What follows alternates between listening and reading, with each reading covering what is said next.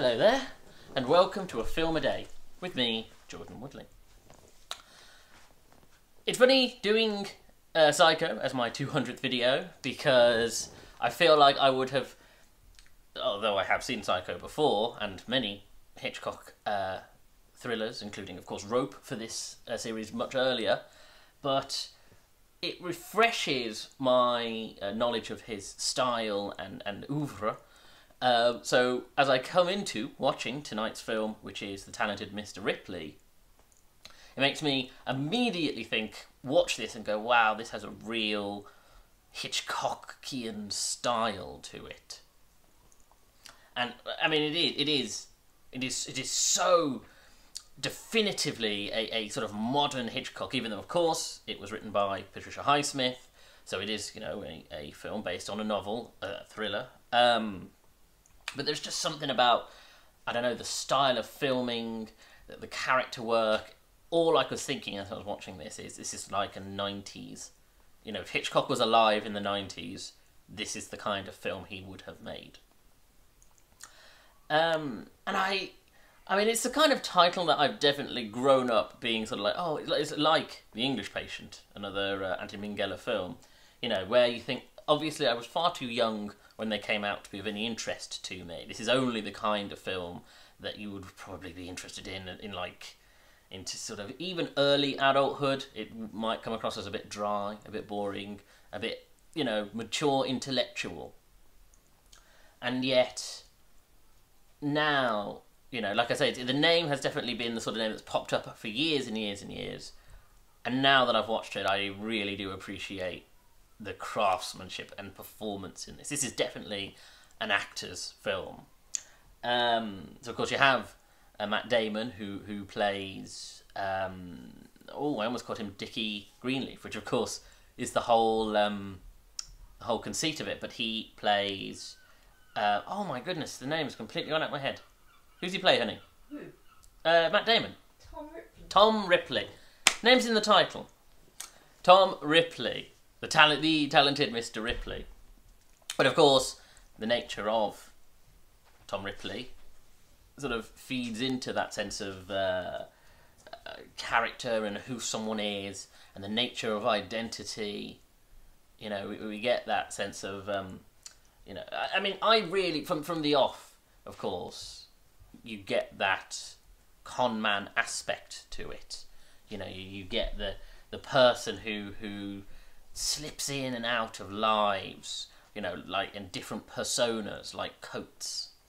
So of course, you know, from the off, the film establishes the long con, you know, and it's unclear whether Tom Ripley, this was a planned thing from the start, or whether he just, circumstances lent towards him going to Italy, going to find Greenleaf and you know, and developing that intense relationship with him, or whether it was something he, having been to Princeton, even though he wasn't studying at Princeton, he sort of, it's a much more of a stalker thriller, and this is all his machinations. It plays around with that sense of intention, because you are within the shoes of Ripley as an audience. You are within the shoes of this character, and it does that wonderful Hitchcockian thing where you kind of feel like you're rooting for the bad guy. You know, it puts you in the place of kind of wanting him to succeed.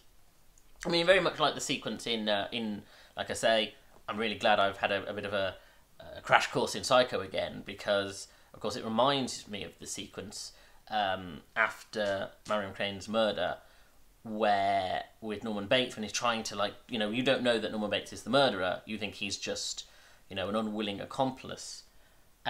Is trying to dispose of the car, and famously people say, oh, on some level as an audience member, you're sort of being positioned to sympathise with this guy who's just, you know, a wreck, essentially, trying to desperately manage this horrifying situation and you know, cover it up. And that's very much in the Hitchcock style, like with Rope, where your sympathies are a little confused, I suppose. And like this, you know, and there's no assurance you will sympathise with him, but the film is trying to make you and especially with the sort of, you know, the two aspects of Tom Ripley's character that really, you know, sort of the fundamental pillar stones that, you know, of his character, which is one, he's poor, and two, he is very explicitly gay. I mean, the film does that thing where it never says it, but it's so intensely, you know, suggests it that of course he is absolutely, no shadow of a doubt. And from obviously a modern audience standpoint, I mean, I don't know about 1999, but in 2021, of course, being that, you know, person under the foot, you know, a poorer person who's surrounded by these wealthy, practically like, you know, modern aristocrat type characters, you know, the cream of the capitalist crop, you know, the wealthiest of the wealthy, and the ways that he's trying to hide amongst them and sort of intertwine himself in their lives, you know, and you get that sympathy for him, because you think all he wants is, you know, to be somebody, and this is what he thinks is the way to do it, and this is how he values himself, and there's a great sense of tragedy and pathos in that I think we are meant to sympathise with. And then on top of that, you have that closetedness, that sense of a character who, of course, can never be his true self, which of course feeds into the con artistry of him, of his personality, but also the, you know, the closetedness of being a gay man in the 1960s. Or did we determine 59, wasn't it? 59. 59 is when the film's set. So 50s, 60s, same difference. You know, the idea that this is something else, he has to hide so many aspects of himself. And of course, from a modern standpoint, that makes him even more sympathetic. And so when you're going through the motions with him, when you see him, you know, initially as just this con artist, this person who's just trying to almost, at one point it's called a leech, because that unfortunately is sort of his relationship. There is that, you know, that dependency relationship he has when he spends time with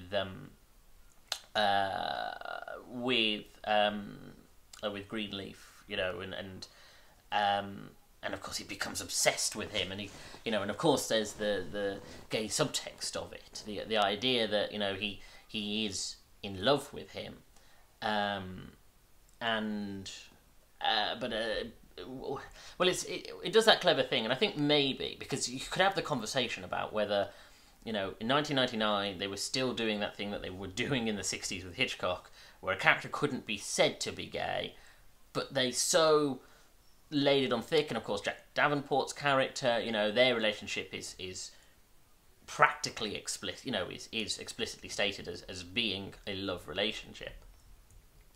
But of course they don't say it, they don't show it, it's just strong inference. But the one good thing about that, because of course in a modern day context we'd be like, well, that's, you know, unfortunate filmmaking, it's you know, we want to see that kind of character, you know, it's stated on screen.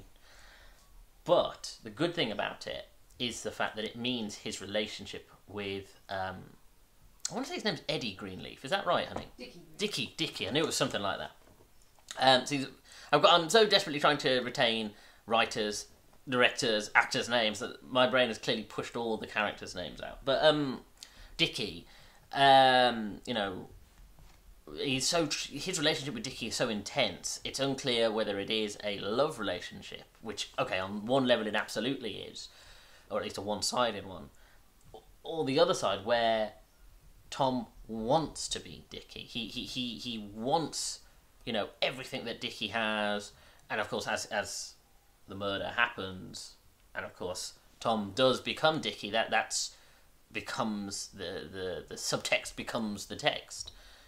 But obviously it means you have that uncertainty of their relationship, that, again, Hitchcockian sense of what is the nature of their relationship within the first act. Is it, you know, brothers? Is it, you know, this person so admires this other person that they you know, they want to almost step into their clothes? or is it more romantic, and it's someone who has this romantic feeling towards this person, but it's from the other side, it's platonic, and they just don't know how to process their feelings. Very much what was being sort of stated in the Miseducation of Cameron Post, which of course was being used as a way to manipulate and psychologically abuse gay kids in that thing. But it's obviously, it makes it, in terms of novels and texts and film, the fact that that relationship is only explored so far means you don't get an answer. You have to sort of think, it could be this or it could be this, and I like that sense of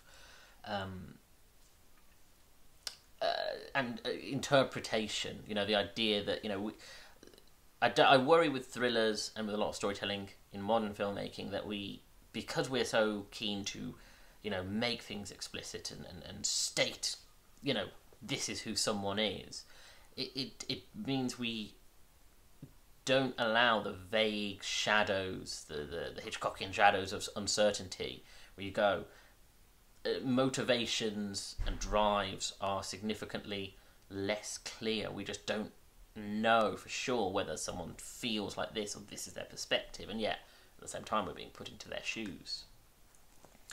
But yeah, this is one of those ones, as I've said several times, about the all-star, back in the 90s, when it wasn't about franchising and it wasn't trying to sell something like the MCU or Star Wars, or when it wasn't about the name of the franchise, it was more about the cast and the director. I mean, this is one of those ones where you have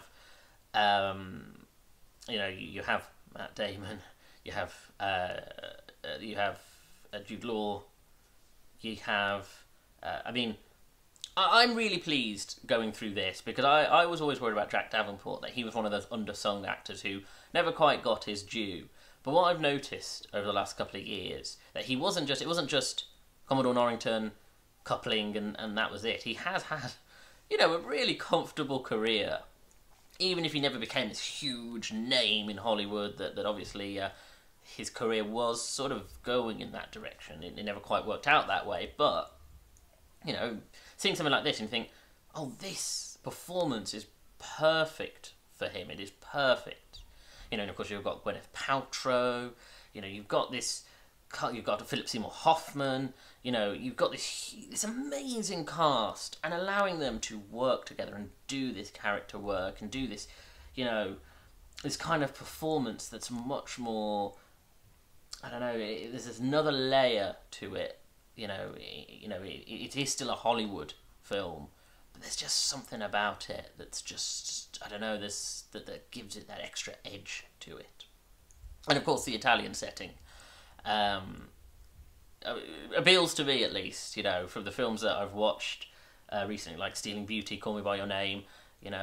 Italy is just such a perfect setting. Italy is the ultimate romantic setting, obviously. But again, it's just having this film, majority of which is set in Italy. It's so comfortable and such an easy place to watch this play out, and I don't know. It just adds another layer on top of all the others. Now this is a great film. This is genuinely a great film that, again, I'm glad in my adulthood I have now watched, and I can say, well, I might have heard that name many, many times younger, but I'm glad I put it off and waited till I was an age where I went, because there's nothing, rude in it. There's nothing sort of inappropriate for a younger audience, but it's just, I'm at an age now where I appreciate a film like this way more than I probably would even have done in my early 20s. But yeah, such a strong film. So good. Worth the watch. Anyway, thank you for joining me. If you like this video, hit the like button, comment below and share the video, because this all helped me in the algorithm. Subscribe to the channel and hit that little bell to get notifications of when new videos are uploaded. Check out my back catalogue of over 200 videos, and follow me on Twitter at Jordan_Woodley, where I tweet about films, TV shows, and I share these videos once they're uploaded to YouTube, either the day of or the day after. Thank you for joining me. Take care.